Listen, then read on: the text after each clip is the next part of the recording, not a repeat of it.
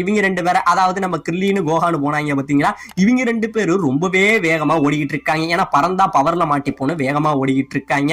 இப்படியே 2 பேரும் பதுங்கி பதுங்கி ஓடிக்கிட்டு இருக்க ஒரு மிகப்பெரிய மலையை பாக்குறாங்க. அந்த மலைக்கு அந்த பக்கம் தான் நம்ம ஃப்ரீசா டீம் இருக்காங்க. அந்த இடத்துல ஒளிஞ்சுக்கிட்டு இப்ப இவங்க அந்தாண்ட நடக்கிற எல்லாத்தையும் பாக்குறாங்க. இப்பதான் வந்து பாத்தீங்கன்னா நம்ம ஃப்ரீசா டீம் எல்லாத்தையுமே பாக்குறாங்க. நம்ம ஃப்ரீசா டீம்ல உள்ள ஒருத்தவங்களா பார்த்துட்டு அவங்க கையில டிராகன் பாலை பார்த்துட்டு இவங்களுக்கு பயங்கரமான ஷாக்கு. என்னடா இது, டிராகன் பால் இந்த பிளானட்ல இவ்வளவு பெருசா இருக்குங்கிற மாதிரி ஆச்சரியப்பட்டு இருக்க.